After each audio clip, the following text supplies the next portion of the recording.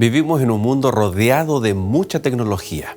Cada día los avances tecnológicos nos están invadiendo. Es inevitable encontrarnos con esta situación, en donde muchas veces no sabemos cómo funciona, ya sea un aparato tecnológico o incluso una aplicación o un software. Pero cuán importante es cuando llega aquella persona que sí sabe cómo funciona, sí sabe cómo armar un artículo, cómo funciona un software o cómo aplicar de forma correcta los elementos tecnológicos que nos vienen a ayudar en nuestra vida diaria. De la misma forma, el nuevo pacto para muchas personas puede ser complejo, puede ser difícil de alcanzar. Podemos ver la salvación incluso muy diferente a cómo la Biblia lo presenta. Cristo Jesús es aquel que garantiza que el nuevo pacto funciona, que el nuevo pacto involucra la salvación y el perdón para cada uno que así lo desee. Por lo tanto, en esta lección estaremos estudiando a Cristo Jesús como el garante, el fiador de un nuevo pacto. Bienvenidos a Lecciones de la Biblia.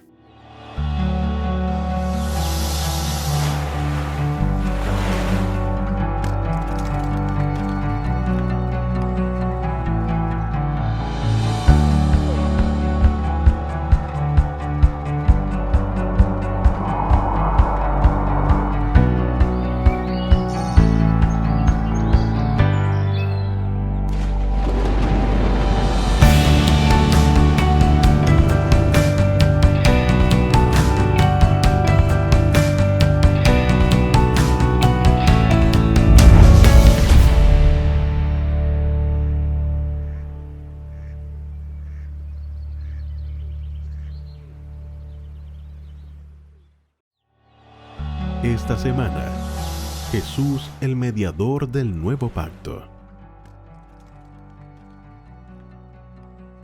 Pero ahora tanto mejor ministerio es el suyo, cuanto es mediador de un mejor pacto, establecido sobre mejores promesas. Hebreos capítulo 8, versículo 6.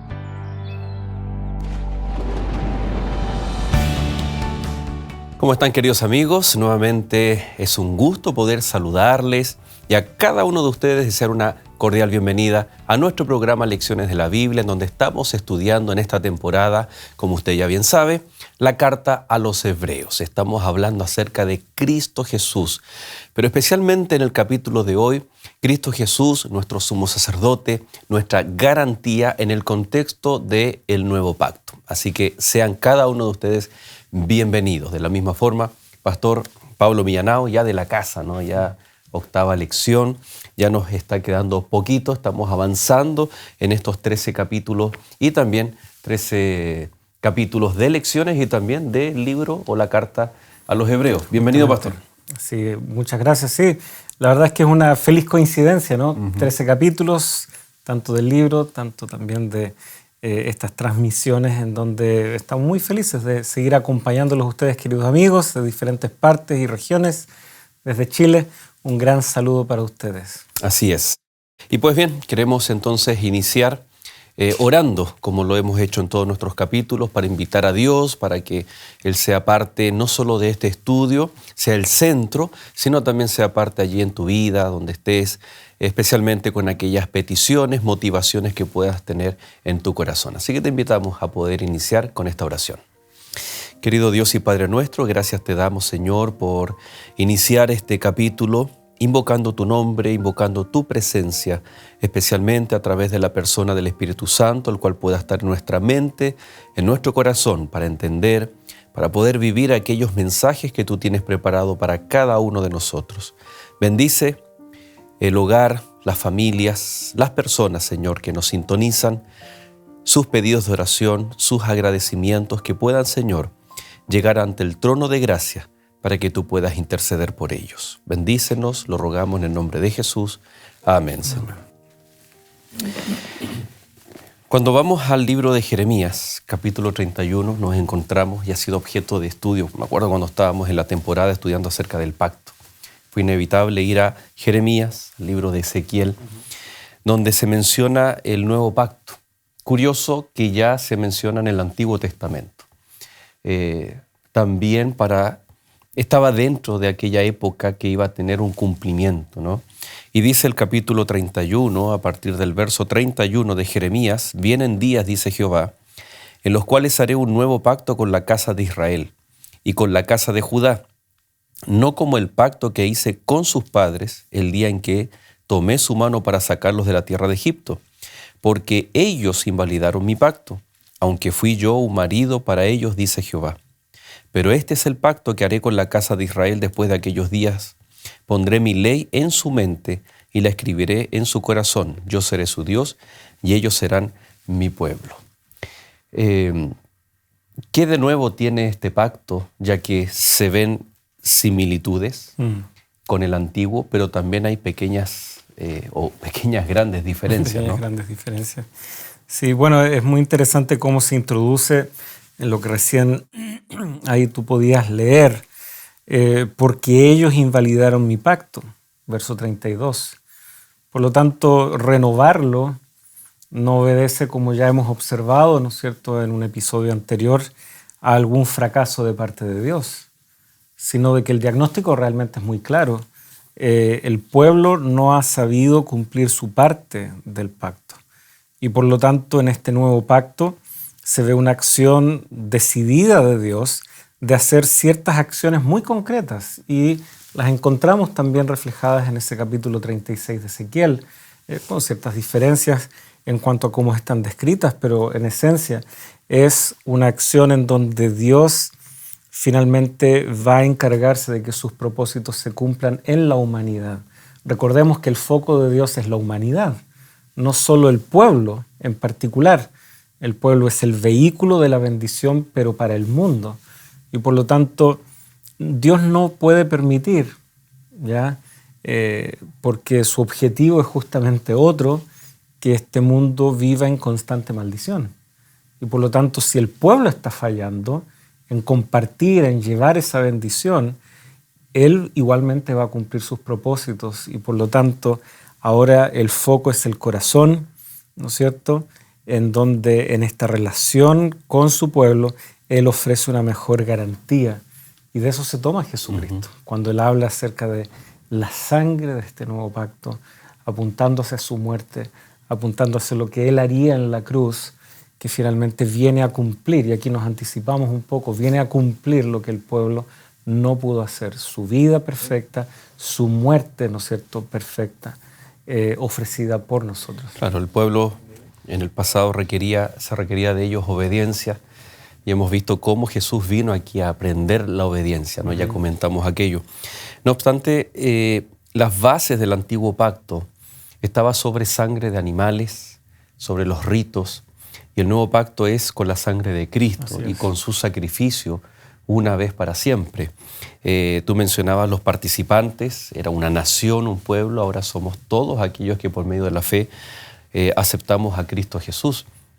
En cuanto a la ley, dice que antiguamente la ley estaba escrita en piedra, en tablas de piedra, incluso puestas dentro del arca, una señal inequívoca de su vigencia, de su función dentro del pueblo también. Dicho en el contexto de pacto: si guardareis mis mandamientos, yo seré Dios, tú serás mi especial tesoro. Pero en el nuevo pacto la ley ya no está escrita en piedra, sino está escrita en los corazones. ¿Minimiza esto la ley? Al estar en el corazón, ¿la hace vulnerable a que el hombre, de acuerdo a lo que sienta, lo que experimente, vaya guardando o no guardando la ley? En ningún caso. De hecho, cuando Jesucristo habla acerca de los diferentes rituales que Él y sus discípulos están siendo criticados porque no hacen los lavamientos rituales propios de los sacerdotes antes de ellos, que no eran sacerdotes, antes de que ellos comieran, Jesús apunta a que justamente de dónde provienen los males del ser humano, del interior. Desde ahí es que emanan todos estos males. Por lo tanto, el corazón sigue estando identificado como parte del problema. El tema está en que Dios ahora se encargará de que esa ley pueda ir regenerando un nuevo corazón. Y Ezequiel es más explícito sobre eso. Corazón de piedra. De piedra, ahora un corazón de carne. Entonces el problema no es la ley. La ley siempre ha podido identificar dónde está el problema. La ley ha explicitado, ¿no es cierto?, como dice Pablo en Romanos, el rol y el verdadero poder que ha tenido el pecado en el mundo. Lo ha tornado evidente. Estamos todavía con esto del COVID, en mayor o menor grado y en diferentes partes del mundo. Sin embargo, cada vez que se hace un test, podemos justamente ver cuál es el verdadero avance, la verdadera tasa de contagio o de mortandad. Se torna evidente. Sabemos que el COVID está, pero cada vez que se explicita a través de estos exámenes, de estas pruebas clínicas y demás, se torna evidente su verdadero alcance. La ley hace eso con respecto al pecado. Transparenta frente a nosotros una condición. Por lo tanto, que esa ley ya no esté en tablas, sino que ahora está en nuestro corazón. Dios está acercándonos el diagnóstico. Está trabajando tiernamente con nosotros, como diría Ezequiel, para producir esa transformación. Pero ¿la ley ha cambiado? En ningún caso. El problema no fue la ley. El problema fue tal vez confiar en la ley, pensar que en el cumplimiento de la ley estaba la respuesta. Sin embargo, ya hemos visto, y Pablo apela a eso y diferentes autores, al apuntar a Abraham como el padre de la fe, ahí comenzó todo, aceptando por fe la promesa de que serían bendición y de que de ese linaje vendría uno que resolvería los problemas de la humanidad. Por lo tanto, el rol de la ley es importante, no lo podemos desestimar, pero no es el vehículo para nuestra salvación. Nunca lo fue, y por lo tanto generar una tensión entre Jesucristo y la ley, o la ley y la gracia, finalmente viene a ser un tanto estéril cuando miramos esa discusión a la luz de lo que Jesucristo ha hecho. Cuando nosotros pensamos en que el pueblo invalidó el pacto, ¿qué pasó con las promesas que no se cumplieron en el antiguo pacto? ¿Se cumplen en el nuevo, ahora o en un futuro próximo? Sí, bueno, hay bendiciones y maldiciones en el pacto que Dios establece con su pueblo. Hace algunas sesiones atrás nosotros pudimos justamente comentar de que al cumplirse el exilio, eso fue, digamos, la muestra más patente de que finalmente las maldiciones, comillas, pudieron más. Se evidenció que el pueblo se extravió. ¿Qué faltó por cumplirse? ¿Dónde se va a cumplir? Porque vemos que Dios no renuncia a su propósito de bendecir al mundo, y lo ha hecho a través de Jesucristo. Nosotros vemos, ¿no es cierto?, de que Jesús cuenta muchas parábolas, relata parábolas que son muy decidoras respecto de la condición del pueblo de Israel en su tiempo, y cómo ese diagnóstico ya tiene sus raíces también en el Antiguo Testamento. Por lo tanto, ¿qué pasaría si el pueblo desestima el pacto, fracasa como efectivamente fracasó? Los propósitos de Dios no se van a ver detenidos. Por ejemplo, en Mateo capítulo 20 nosotros tenemos esta parábola de los obreros de la viña. Obreros que se les confió la viña cuando ellos debían dar el fruto, ¿no es cierto?, de su trabajo, conforme a lo que habían convenido con el dueño, el padre de familia. Matan, hieren, echan a los siervos que le envía antes. Finalmente él decide mandar a su propio hijo. Viendo que él es el heredero, deciden matarlo. ¿Qué hará ese padre de familia? Pregunta Jesús de manera retórica. ¿Qué hará? ¿No es cierto? Entonces tenemos nosotros aquí esta situación en donde, capítulo 21 de Mateo. ¿Qué hará con estos labradores malvados? Y la respuesta es muy simple. Vendrá, ¿no es cierto?, los destruirá y le va a dar la viña a otros que realmente produzcan los frutos a su tiempo, dice el versículo 41 de Mateo 21. Por lo tanto, ¿el propósito de Dios se ve truncado? No. La viña va a seguir siendo labrada. Y cuando nosotros vamos a, por ejemplo, Isaías, capítulo 5, justamente ese es el trasfondo de esta parábola del capítulo 21 de Mateo. Hay una viña que no está dando los frutos esperados. Hay un diagnóstico claro ahí de parte de Dios. Sin embargo, cuando llega este cumplimiento en Jesucristo, Jesucristo es muy claro en decir, mi propósito no ha cambiado. Si estos labradores no han cumplido, ahora se le dará a otro pueblo, se le dará a gente que produzca los frutos de él. Y entonces aquí se abre el reino de Dios, ya no a lo que se le confió a Israel, sino que ahora se le confía a la iglesia, compuesta por judíos convertidos al cristianismo, por gente que venía del paganismo convertida al cristianismo, por gente de otras naciones, y la expansión del Evangelio justamente va cumpliendo aquello. Así que vemos que el plan de Dios no queda trunco, y por lo tanto el pacto puede ahora cumplirse. Y las bendiciones que quedaron pendientes, vemos que finalmente se van cumpliendo en esa reiteración de esas promesas de, por ejemplo, cielo y tierra nueva, que aparecen en el libro de Apocalipsis, anticipadas ya, ¿no es cierto?, en Ezequiel, en Isaías, etc. Y sin embargo, en ese punto suspensivo, hubo oportunidad ahora para que muchos más participaran de ser los mensajeros, los pregoneros de esta bendición, y ahí estamos cada uno de nosotros. Llama la atención muchas veces la falta de compromiso, ¿no?, en el mundo cristiano. Cuán importante es entender la relación que tenemos con Cristo en el contexto del nuevo pacto. Porque en el antiguo es claro que el pueblo iba a ser objeto de muchas bendiciones, de muchas promesas. Pero de lo contrario, el pueblo iba a sufrir las consecuencias de violar el pacto de Dios. Dios sería su Dios, ellos serían el especial tesoro, bendición, protección, prosperidad incluso, ¿no? Entonces, pero muchas veces nosotros queremos todas las bendiciones del pacto, pero no estamos dispuestos, por ejemplo, a guardar la ley, a guardar los estatutos divinos. Al contrario, como que los rebajamos, los modificamos, los relativizamos.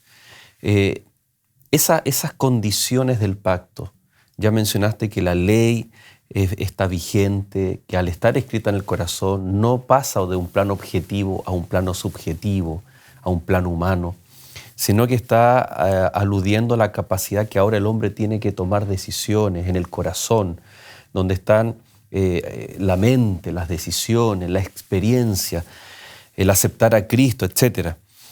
Cuán importante es mantener este concepto de privilegios, promesas, pero también deberes, el guardar la ley de Dios, el guardar los mandamientos, para mantener esta relación de pacto. Bueno, Jesús nunca dejó de plantear en sus enseñanzas que ser discípulos nos conforma a ciertas características, a características que el mundo necesita ver. Y Él colocó como el sello distintivo para todas esas características el amor, como el broche de oro, como el elemento que aglutina todo. Entonces, en el Sermón del Monte, cuando están las bienaventuranzas, luego nosotros tenemos el oísteis que fue dicho, más yo os digo, que en realidad no es Jesús contra Moisés, sino cómo estaba siendo interpretado Moisés, que Jesús viene a corregir.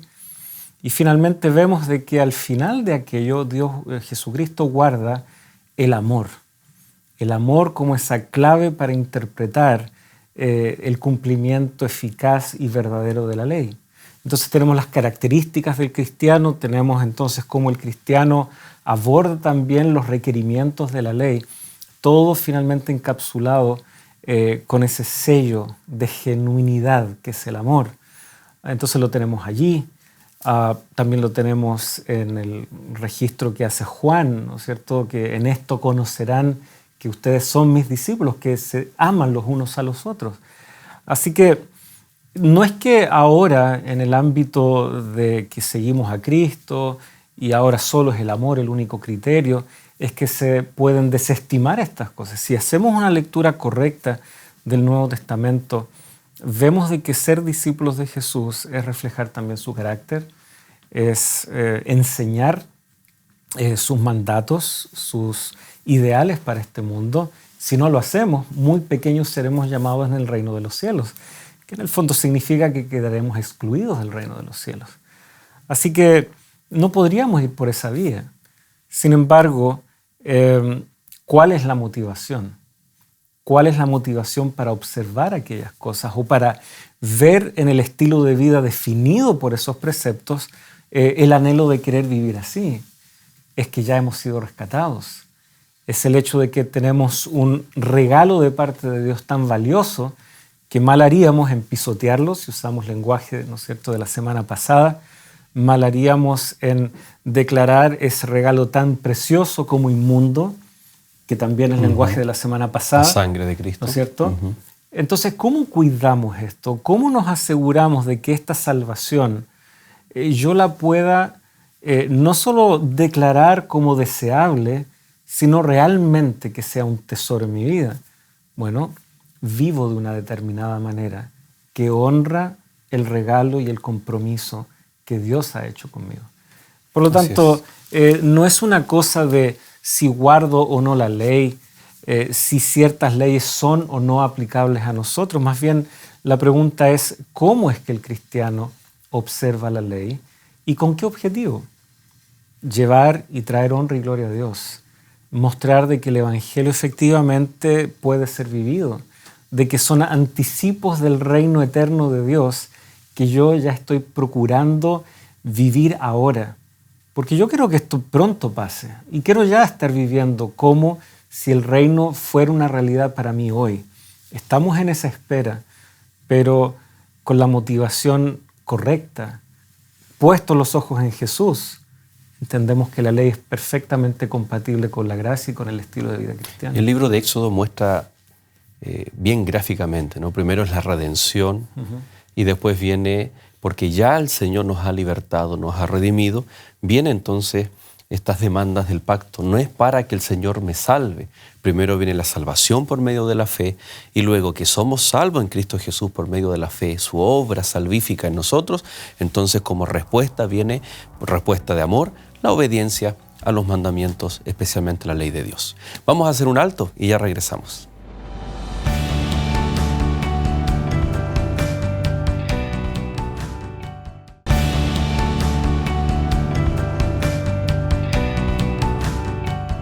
Queremos agradecer a cada uno de ustedes el estar en compañía aquí de Lecciones de la Biblia. Recuerde que estamos estudiando acerca de Jesús como la garantía, como el fiador del nuevo pacto. Y precisamente allí en la Biblia, a partir del capítulo 7, capítulo 8, queremos invitarte a que tú puedas tener también tu Biblia, tu material de apoyo para poder continuar con este estudio. Hay una palabra bien interesante allí, ¿no? Que es Jesús es el mejor mediador, el fiador. Y cuando vamos al verso 22 del capítulo 7, dice, por tanto, Jesús es hecho fiador de un mejor pacto. ¿Qué significa esa palabra fiador, ¿no? ¿Difiere un poco el significado moderno al original que emplea Pablo? Bueno, básicamente Él es el que nos brinda la garantía de que este pacto va a resultar. Creo que nosotros podemos entender de que Dios no está improvisando ni cambiando sus pactos, ¿ya? Y aunque se habla de nuevo, antiguo, etc., vamos viendo que el propósito es el mismo.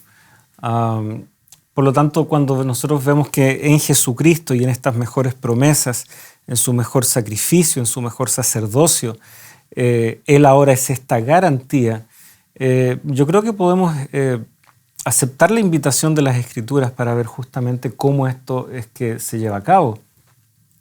Cuando nosotros vemos de que en el Antiguo Testamento el pueblo tiene esta posibilidad, tiene esta oportunidad y sin embargo fracasa, yo creo que hay una intención muy marcada en los evangelios, de justamente mostrar cómo Jesús vuelve a repasar esos episodios y esas experiencias y actualiza la experiencia del pueblo en su propia vida. Mateo, ¿no es cierto?, cuando ya identifica las palabras de Oseas, ¿ya?, que de Egipto llamé a mi hijo, apelando, ¿no es cierto?, a Oseas 11. La experiencia del pueblo ahora pasa a ser actualizada en la experiencia de Jesús, que efectivamente para huir de la matanza de Herodes, ellos huyen a Egipto, vuelven. Es un patrón que ya hemos visto, ¿no es cierto?, en el Antiguo Testamento con los patriarcas y el propio pueblo. Es para demostrar de que ese rol del pueblo era factible que ellos cumplieran. Dar ejemplo, por ejemplo, en el caso de obediencia, el pueblo no obedeció. Jesús sí lo hizo, era para darnos el ejemplo de que sí se podía cumplir esas demandas del pacto, del antiguo pacto. Todo estaba hecho para que si el pueblo hubiese depositado su confianza en el Señor, esas promesas pudieran haberse cumplido. Dios no estaba configurando el fracaso de su pueblo. Pidiendo algo que no podían alcanzar. No, pero si erraron, no es ahora el tiempo de repetir aquello, sino de traer la solución definitiva que de todas maneras se iba a dar. Porque cuando nosotros vemos estos pasajes de restauración o que apuntan a las realidades mesiánicas, uno debiera entender de que eso se da aún con un pueblo que reconociendo sus faltas se vuelve a Dios y en esa restauración aceptan al Mesías. Y sin embargo tampoco lo aceptaron. Por lo tanto, Dios, y si me permiten tal vez esta expresión, con bastante optimismo, les entrega estos mensajes de restauración asociados a la llegada del Mesías. Y sin embargo, el pueblo nuevamente se ve falto en su fe, en su confianza, en su discernimiento. Entonces, como veíamos, Jesucristo viene a hacer lo que el pueblo no pudo. Y los evangelios van registrando eso, como ya veíamos en ese primer episodio. Luego Jesucristo, ¿no es cierto?, en su bautismo y ser llevado al desierto. Muchos han visto los paralelos con el cruce del Mar Rojo y la entrada del pueblo al desierto, en donde son probados, en donde ellos deben aprender a confiar en el Señor para que los guíe. Luego comienza el ministerio público de Jesucristo, en donde Él también toma para sí pasajes del Antiguo Testamento, en donde Él está ampliando el ministerio de algunos profetas, el ministerio de algunos reyes, ¿no es cierto? Y Él está diciendo, y aquí hay mucho más que eso, mucho más que el propio templo. Mateo 12 tenemos 3 anuncios de Jesús en esa línea. He aquí alguien mayor que el templo, mayor que Jonás, mayor que Salomón. Entonces Él está tomando esa memoria colectiva de todo lo que fue su historia como nación y sin embargo Él es más, Él es mejor. Y por lo tanto, si finalmente el pueblo no pudo cumplir con su parte del pacto, como ya leíamos al inicio ahí en Jeremías 31, no ese es el caso con Jesús. Y es por eso que Él puede no solamente ser un mediador, alguien que nos viene a comunicar una intención de Dios, alguien que viene a juntar ambas partes. No, Él es efectivamente la garantía de que este pacto va a haber, ¿no es cierto?, todos sus elementos finalmente cumplidos. No solo las maldiciones que tristemente se cumplieron en el pasado, sino ahora también las bendiciones que, podríamos decir, algunas se cumplieron en parte. Conquistaron buena parte de la tierra que Dios les había prometido. Tuvieron por un tiempo paz y dominaron la región, pero solo en parte. Ahora con Jesucristo, el mundo, ¿no es cierto?, está siendo recuperado para el reino de Dios. Y el Evangelio finalmente está alcanzando toda nación, tribu, lengua y pueblo. Por lo tanto, ahora sí vamos viendo que las bendiciones se cumplen en toda su expresión. En el antiguo pacto el pueblo fracasa. Ellos tenían a los corderos para poder prefigurar, ver en ellos a Cristo Jesús, los sacerdotes, el templo, todo lo que ya hemos mencionado. El pueblo fracasa, invalida, dice Jeremías, ¿no? En palabra de Dios, porque invalidaron mi pacto. Y no haré un nuevo pacto con la casa de ellos. El nuevo pacto está propenso también de que nosotros, el pueblo de Dios, lo invalidemos. ¿Cuál es el rol del Espíritu Santo? Y a través de estos mensajes que Pablo está también trayendo, inspirado por supuesto, para que se vuelva a repetir la historia. Ya no vemos corderos, ahora vemos al Cordero de Dios. Ya no vemos o dependemos de sacerdotes, ahora vemos a Cristo Jesús con los ojos de la fe, y es lo que pide, lo que está pidiendo aquí Pablo. No obstante, igual está en lo personal la posibilidad de invalidar, ¿no? Como persona, como hijo de Dios, de invalidar el nuevo pacto. ¿Corremos el riesgo de que se vuelva a repetir la historia? No que se repita tal cual, en el sentido de que tenga que nuevamente... Un tercer pacto. Claro, venir nuevamente otro pueblo y que tenga que nuevamente venir Jesucristo a morir otra vez. No, en ese sentido no. Y por eso aquí hay una garantía que tanto se menciona en el pasaje que leíste, como también se vuelve a repetir, ¿no es cierto?, en el capítulo 7, verso 6. ¿Ya? Por tanto, pero ahora tanto mejor ministerio es el suyo, cuanto es mediador de un mejor pacto establecido sobre mejores promesas, ¿no es cierto? Así que esta idea de que tengamos que volver a repetir la historia, ¿no es cierto?, no cuadra con el mensaje general de esta epístola, que es una vez, para siempre, algo definitivo que Jesucristo ha podido introducir. A título personal, efectivamente ya pudimos ver en el capítulo 6, en el capítulo 10, no se nos ha negado esa posibilidad de tomar una decisión, pero en lo que respecta al propósito de Dios de traer bendición al mundo y de que su evangelio y las buenas nuevas lleguen a todo el mundo, para cumplir así la promesa tan antigua hecha a Abraham: en ti serán benditas todas las naciones de la tierra. Ese propósito no va a flaquear, no va a fallar.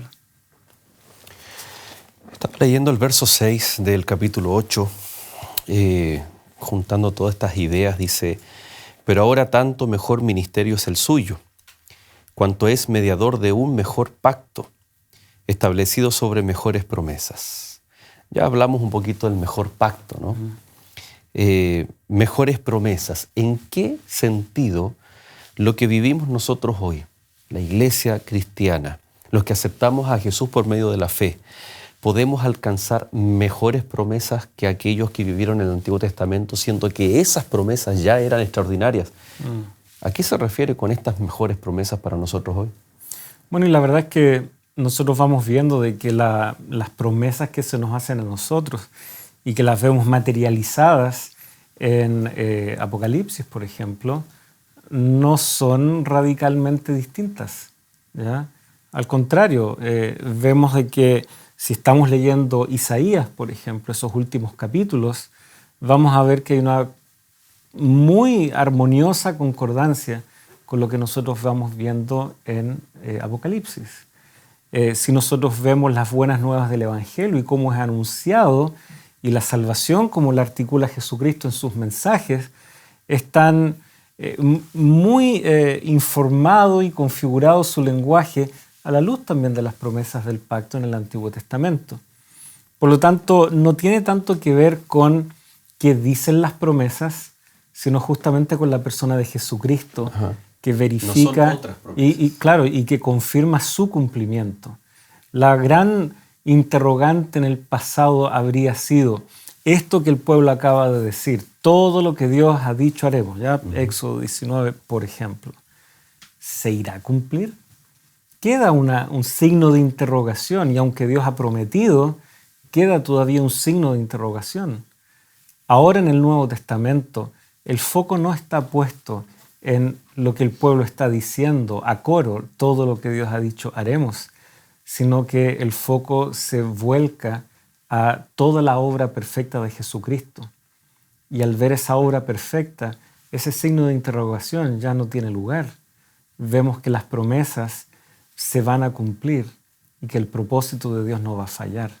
¿Será que falló en el pasado? Uno podría decir. No necesariamente, porque Dios entendía con quiénes Él estaba tratando. Y por eso es que Él les coloca dos opciones: vida y muerte, bendición, maldición. Él sabe que el ser humano tiene esas decisiones por delante. Nosotros también las tenemos. Sin embargo, como este pacto ahora abarca el poder alcanzar a todo el mundo, como también el primero lo tenía, pero estaba ese factor del pueblo que fracasó, nosotros vemos que ahora se nos configura un cuadro ligeramente diferente, por decirlo de alguna manera. Estamos con un soporte y un pilar sobre el cual afianzarnos, esa ancla, como veíamos hace un tiempo ya, que es Jesucristo. Por lo tanto, son mejores promesas porque están fundamentadas en un cumplimiento que nos garantiza Jesucristo, no nuestro esfuerzo, no nuestra determinación, aunque esas cosas juegan un rol a modo de respuesta, pero nuestra mira y nuestra confianza está puesta en Cristo. Se menciona, el Padre, el Hijo, ¿no?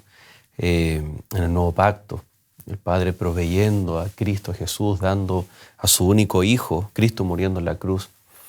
En la antigüedad, en el Antiguo Pacto, tenían los sistemas de sacrificio, el ministerio en el santuario, como un recordatorio, como una ayuda visual, como algo que les permitía tener este auxilio, esta ayuda.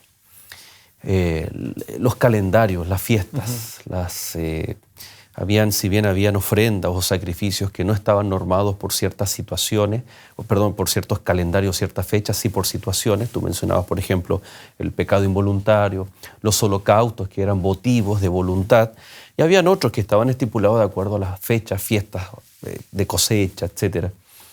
Era como una ayuda, un recordatorio. ¿Será que en el Nuevo Pacto, o la pregunta tal vez es, ¿cuál es la gran ayuda que recibe el cristiano en el Nuevo Pacto para poder tener la capacidad de discernir, de buscar el perdón por medio de un arrepentimiento genuino, el perdón y apreciar el ministerio de Cristo Jesús? ¿No respondas? Vamos a hacer un alto, queridos amigos, y vamos a ver entonces en nuestro último bloque qué tipo de ayuda nosotros tenemos hoy en el Nuevo Pacto.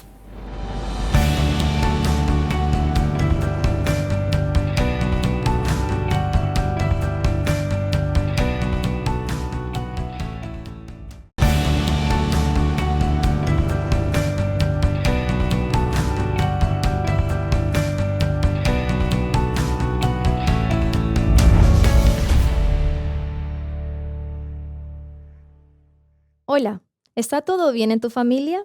¿Cómo está tu relación matrimonial? ¿Estás buscando la presencia de Dios en tu hogar? Si bien no hay familias perfectas, con Dios en medio, tu hogar puede ser un refugio en esta tierra. Aquí en mis manos tengo la revista de estudio Entre Familia. En ella encontrarás un material lleno de consejos divinos que te ayudarán a edificar tu vida familiar. Solicítala ya mismo a los números que aparecen en pantalla o escríbenos al correo electrónico esperanza@nuevotiempo.org. Te estaremos esperando.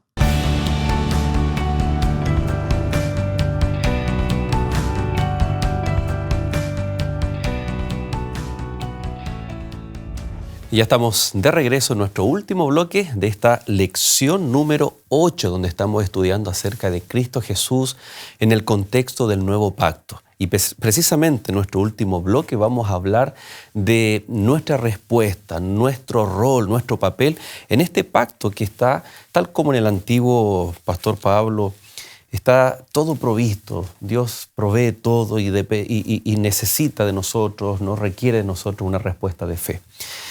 No obstante, cuando nosotros aceptamos a Jesús, requerimos, y fue mencionado en el capítulo 6, si mal no recuerdo, un auxiliador, un ayudante, alguien que venga, así como estaban las ofrendas, los sacrificios, el santuario. ¿Se puede considerar al Espíritu Santo como un factor clave, no un factor, una persona de la divinidad clave para poder cumplir los requisitos del nuevo pacto?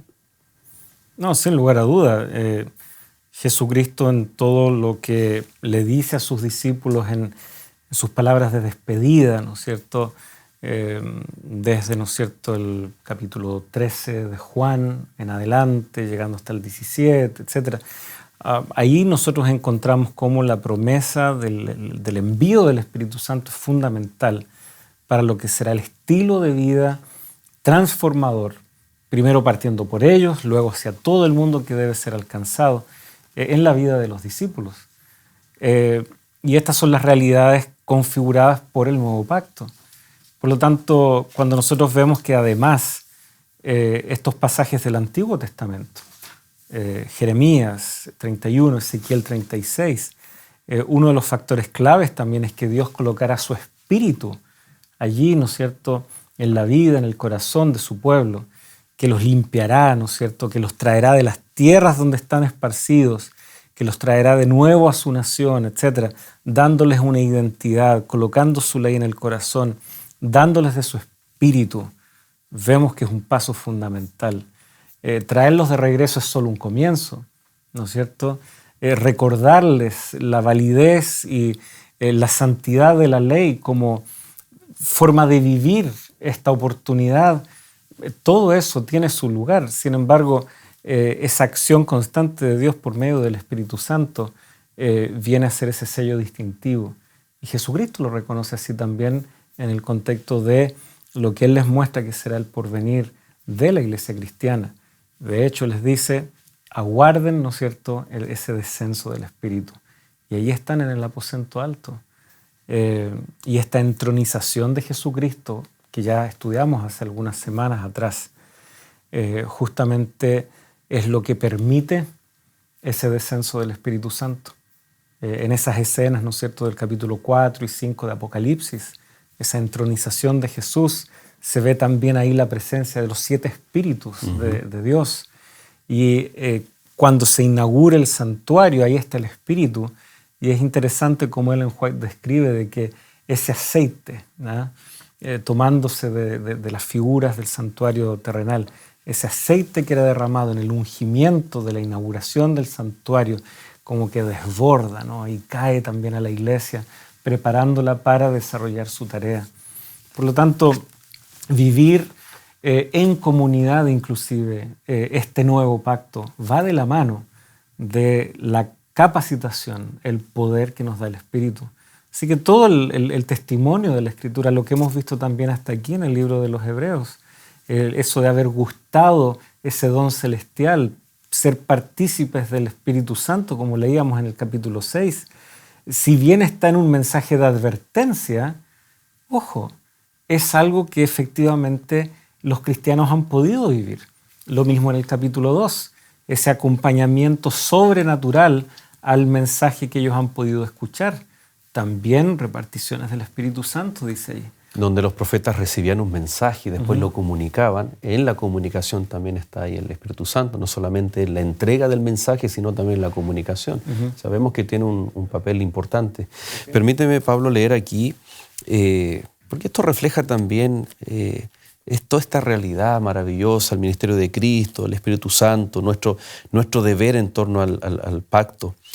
Dice un libro, ¿no?, maravilloso, Camino a Cristo, de Ellen White, dice: cuanto más cerca estés de Jesús, más imperfecto te reconocerás a tus propios ojos, porque tu visión será más clara y tus imperfecciones se verán en abierto y claro contraste con su naturaleza perfecta. Esto es evidencia de que los engaños de Satanás han perdido su poder, de que la vivificante influencia del Espíritu de Dios te está despertando. No puede existir amor profundo por Jesús en el corazón que no se da cuenta de su propia pecaminosidad. O sea, mientras más cerca de Jesús vemos más claramente, no solo a Él, sino también nuestra pecaminosidad. Y aquí es donde entra todo este mensaje a los hebreos, ¿no?, de confiar, de no desistir, de a pesar de todo lo que se esté viviendo, porque tenemos a un sumo sacerdote perfecto, santo, puro, sin mancha, ministrando. Y aquí en la tierra el Espíritu Santo también, que nos va ayudando para no perder esta visión. Porque si la perdemos, dice que es un trabajo de Satanás. Sí. Y cuán grande, ¿no es cierto?, es esta tentación, porque apela a nuestra naturaleza caída, que infla nuestro ego, ¿no es cierto? Entonces, volcarnos a pensar en nuestros aciertos, en qué estamos bien, en tal vez empezar a compararnos con otros para justamente edificar un concepto tal vez un poco mejor de nosotros mismos. Pero el criterio no es ese, y en esa cita es muy, muy claro. Mientras nos acercamos a Cristo, mientras lo contemplamos a Él, se nos produce una clara conciencia de nuestra condición, pero no como una manera de sentirnos mal y huir. Al contrario, porque esa relación ya está. Y hemos entendido quién es Jesucristo. Conocemos su carácter de amor, conocemos su carácter perdonador. Entendemos de que no es Dios del Antiguo Testamento un Dios de ira y que ahora tengo que redibujar una imagen de Dios a mi manera para convertirlo en un Dios de amor. No, vemos una continuidad, ¿no es cierto?, desde el antiguo al nuevo pacto, en donde finalmente los propósitos de Dios no han cambiado. Y esa fidelidad de parte de Dios es fundamental. ¿Qué seríamos nosotros sin esa fidelidad de parte de Dios hacia nosotros? Así es. Pablo, el otro día compré un artículo, en una caja venía, ¿no? Y son de estos artículos que tú los abres y viene una bolsa llena de pernos, tuercas, y una hoja muy simple, con paso, todavía me acuerdo, ¿no?, del paso 1 al paso 18. Yeah. Después de casi 2 horas, se acerca mi esposa y me dice, ¿cómo vas? Y le digo, voy en el paso número 4, después de 2 horas. Y una de las cosas que le dije a mi esposa fue, ahora entiendo por qué en la página donde uno compraba este artículo, te daban la opción de armado en casa, en donde seguramente alguien experto en armar ese tipo de mueble o artículo llega a tu casa y es la garantía de que tal vez en 20 minutos va a estar armado desde el paso 1 al paso 18. La autosuficiencia en la vida cristiana mucha, porque yo dije, no, me voy a ahorrar ese dinero, que no era mucho, era en torno a 20,000 pesos chilenos, unos $30 más o menos. Y por ahorrarme aquello, por dármelas me sobraron tornillos. Quedó medio chueco. Mi esposa me retó. Fue un rotundo fracaso. Lo más terrible es eso. Sí, que la nos esposa reta, te ¿no? reta. Sí, Y sí. tenía razón. Y tal vez por no confiar, por no buscar aquella garantía. Tiene un precio, por supuesto, pero muchas veces nos ahorra muchas cosas. Sí. Y ya para ir finalizando, ¿no?, y ejemplificando el ministerio de Cristo Jesús, cuando el ser humano ha querido resolver el problema del pecado por su propia cuenta, se encuentra con una realidad del 1 al 18 y con cosas mal hechas y que no se logra el cometido. Jesús como garantía significa entonces que aquello que tú tanto anhelas, tanto deseas, va a ser una realidad y que no depende de nosotros, sino que depende de Él, que confiamos en Él. ¿Hay que pagar el precio? Muchas veces sí, pero es un precio que trae una recompensa, que trae un galardón. Jesús como el garante, el fiador del nuevo pacto. Pablo, un último llamado, una invitación para nuestros amigos. Sí, yo creo que es tan importante, queridos amigos, no depositar nuestra confianza en el lugar equivocado. No es que nosotros hagamos todo mal, no es que en nosotros no hayan cosas que puedan ser aplaudidas. Yo creo que muchos amigos y conocidos pueden reconocer en nosotros bonitas virtudes, pero por favor no permitamos que esa realidad nos confunda. Si algo es bueno aquí, si algo es bueno aquí en un corto plazo, si algo es bueno porque hay una impresión que la gente está viendo, eso no quiere decir que han visto nuestro corazón. Y por lo tanto, qué peligroso sería que la adulación, que el querer mirarnos de manera selectiva nos haga pensar que podemos prescindir de la obra de Jesucristo. Grandes hombres y mujeres en la historia del pueblo de Dios, incluso ellos fracasaron.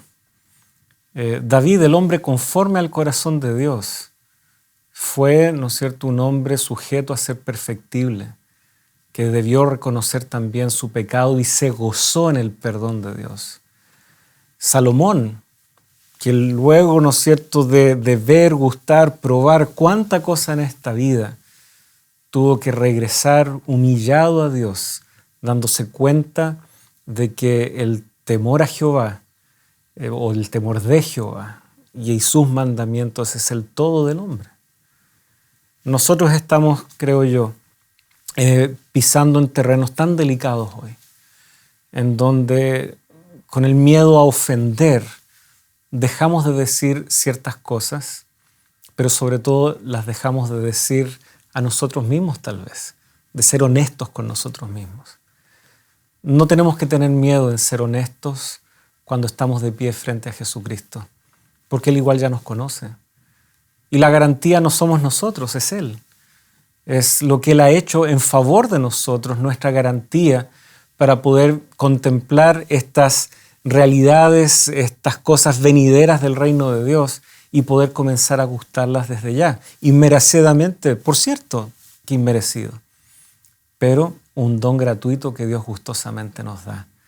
Así que, queridos amigos, qué lindo es poder revisar estos pasajes, y si quieres renovar tu caminata con el Señor y si quieres hacerlo reconociendo en humildad tu condición, no como una forma de sentirte mal contigo mismo, sino más bien de abrir tu corazón a la dulce influencia perdonadora de Jesucristo, yo te invito a que te unas conmigo en esta oración. Señor, una vez más queremos dirigirnos a ti para expresar nuestra profunda gratitud por aquello que has hecho posible a través de Jesucristo en la cruz. Si repasamos la historia de tu pueblo, con hombres y mujeres llenos de sueños e ideales igual que nosotros, y sin embargo vamos viendo que precedente tras precedente se va delatando esa flaqueza, esa insuficiencia de parte del ser humano. Gracias porque tu respuesta fue Jesús. Tu respuesta no fue un grupo de seres humanos que en el pasado logró tantos aciertos que finalmente fueron ellos mismos sus propios salvadores. No vemos eso allí. Sin embargo, vemos a Jesucristo que actualiza y repite, pero ahora de manera plena y perfecta, el propósito que tú tenías para tu pueblo. Él es esa simiente, Él es esa descendencia prometida que ha venido a resolver el problema del pecado aquí en el mundo. Te agradecemos porque hoy tenemos las buenas noticias de que Él nos ama, de que Él nos está esperando, de que donde Él está nosotros también podremos estar muy pronto. Ayúdanos, Señor, a poder avanzar con esa confianza, a quitarnos nuestras máscaras, a sincerarnos finalmente, a poder contar lo que nos pasa, lo que nos aqueja, para recibir ese perdón tan necesario y que tú estás tan dispuesto a entregar. Gracias, Señor, por estos favores que tú nos das en los méritos de Jesús. Amén. Amén. Amén. Muchas gracias, Pablo, por habernos acompañado. Ya nos queda poquito, vamos avanzando en el estudio y, por supuesto, agradecer a cada uno de ustedes por haber estado en este capítulo, y desde ya también te dejamos invitado para nuestra próxima reunión aquí en Lecciones de la Biblia, pero que tú también permanezcas en compañía de Nuevo Tiempo, el canal de Esperanza.